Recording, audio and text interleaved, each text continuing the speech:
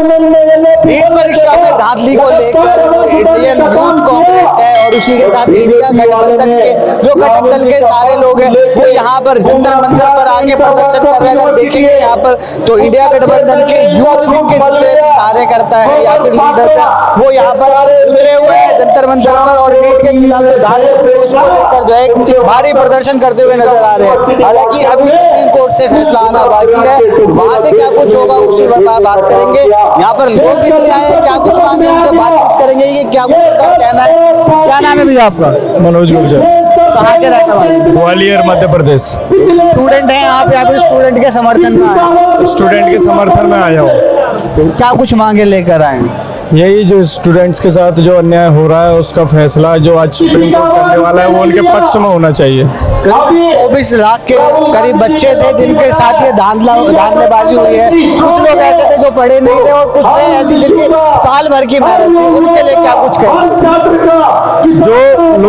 जो बच्चे बेचारे गरीब हैं अपने घर को छोड़कर जो बाहर जाकर पढ़ाई कर रहे हैं, असल में ये अन्याय उनके साथ हो रहा है। जो घर पर बैठकर आराम से मस्ती मौज करते हैं और पैसे देकर पेपर के टाइम पर पैसे देकर पास हो जाते हैं, वो उन लोगों के साथ अन्याय कर रहे हैं। बेचारे गरीब लोग हैं, उनके साथ ऐसा नहीं होना चाहिए। और अगर इस पे ये आंदोलन नहीं करेंगे, आज आवाज नहीं उठाएंगे तो आज 24 लाख बच्चों के साथ हुआ है, हो सकता है आगे 48 लाख बच्चों के साथ हो जाए। अगर बात करें मेहनत की तो मेहनत बच्चे की ही नहीं उसके घर वालों की भी होती है, पैसा भी घर वाले खर्च करते हैं, उसके बाद ऐसी धांधलेबाजी हो जाती है। वही तो मेहनत घर वाले भी करते हैं, तब जाकर बेचारे बच्चे को पैसे देते हैं और फिर बच्चा रात दिन पढ़कर 19 घंटे की पढ़ाई करके यहाँ तक पहुँचता है और फिर उसके साथ ऐसा हो जाएगा तो उनका मनोबल टूटेगा, वो कैसे आगे बढ़ पाएंगे। क्या कुछ मांगे होने वाले अगर नहीं मानती है, क्या मांगे लेकर आए हैं?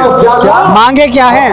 मांगे यही है उनके साथ न्याय होना चाहिए बच्चों के साथ। और आज अगर न्याय मिलता है तो आगे लोगों को, बच्चों को प्रेरणा मिलेगी और वो पढ़ेंगे, नहीं तो ऐसे ही धांधलेबाजी होती रहेगी तो वो पढ़ाई छोड़ देंगे बेचारे गरीब बच्चे। उनको लगेगा कि जो पैसे देकर बन जाएंगे वो बन जाएंगे, हम तो बन नहीं पाएंगे, हमारे पास पैसा नहीं है। नहीं मानते हैं सरकारें इस बात को? आप चाह रहे कि रीनीट हो, दोबारा एग्जाम होना चाहिए? दोबारा एग्जाम होना चाहिए। अगर नहीं होता है तो क्या कुछ कदम रहने वाले? तो हम आंदोलन करते रहेंगे और स्टूडेंट्स के साथ हमेशा ऐसे ही खड़े रहेंगे जब तक उनको न्याय नहीं मिल जाएगा। आप क्या कुछ कहेंगे? मैं मध्य प्रदेश से हूँ, कुलदीप शर्मा मेरा नाम है। आप देखो कि देश में जो सबसे बड़ा घोटाला है, व्यापम घोटाला, वो भी मध्य प्रदेश से। नर्सिंग घोटाला मध्य प्रदेश से।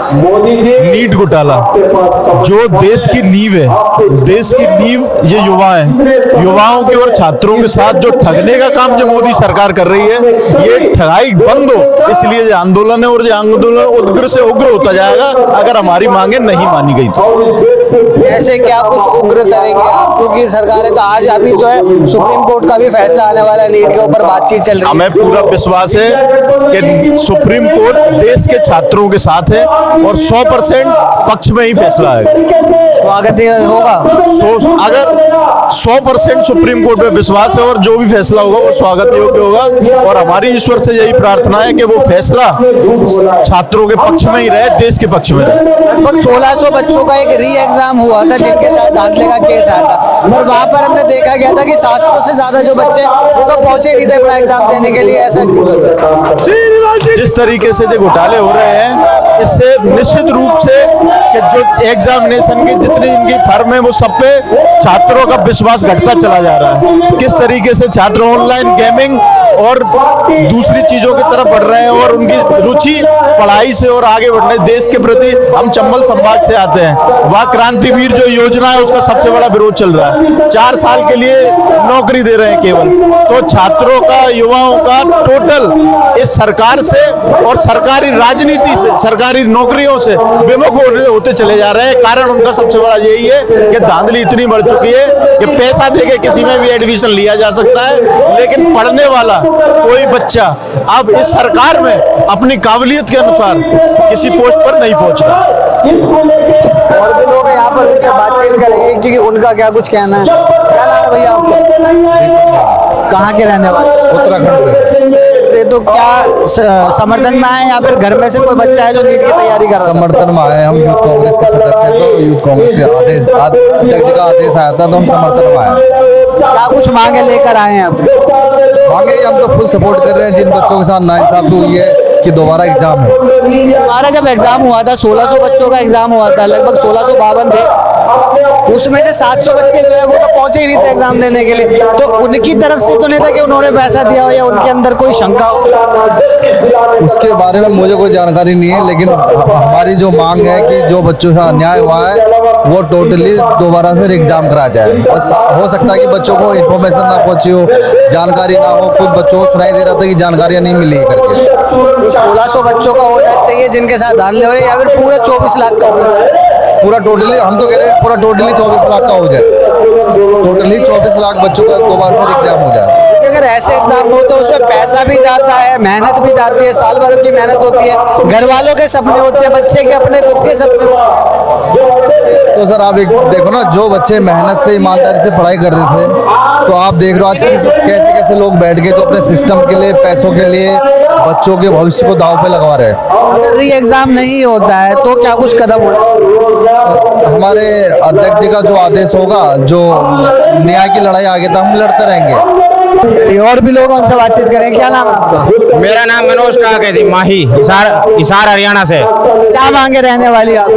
मांग तो हमारी वही है कि जो नीट का पेपर है, जिस एग्जाम ने देश के सपनों को और युवाओं के सपनों को चकनाचूर करने का काम किया है, और मैं एक बात कहता हूँ, विद्यार्थी देश का वर्तमान और भविष्य है। इन्होंने जो भाजपा की सरकार है, इसने देश के भविष्य और वर्तमान के साथ खिलवाड़ करने का काम किया है, और एक बहुत देश के इतिहास का सबसे बड़ा घोटाला और पेपर लीक का मामला है ये।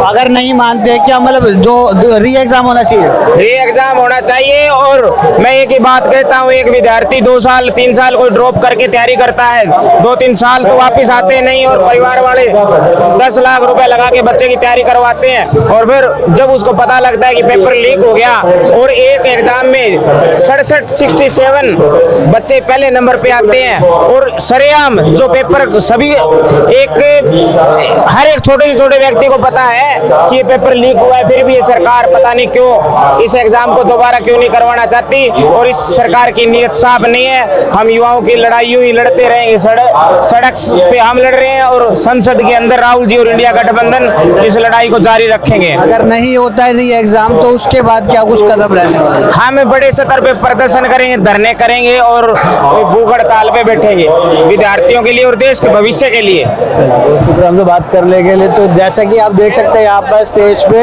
यहाँ पर जो है यूथ कांग्रेस के जो अध्यक्ष हैं श्रीनिवासन, वो भी हैं यहाँ पर, और जो इंडिया गठबंधन दल के जितने भी नेता हैं जो रिप्रेजेंट करते हैं यूथ विंग को जो भी रिप्रेजेंट करते हैं, वो सारे जो नेता मंत्री है वो यहाँ पर मौजूद है, और लगातार जो यहाँ पर समर्थक आए हुए, स्टूडेंट्स आए हुए, उनको संबोधित करते हुए नजर आ रहे हैं। अब देखने वाली बात ये रहती है कि जब सुप्रीम कोर्ट का फैसला आता है वो क्या री एग्जाम होता है या नहीं, ये देखने वाली बात रहती है। फिलहाल के लिए बस इतना है कि दैनिक खबर लाइव दिल्ली।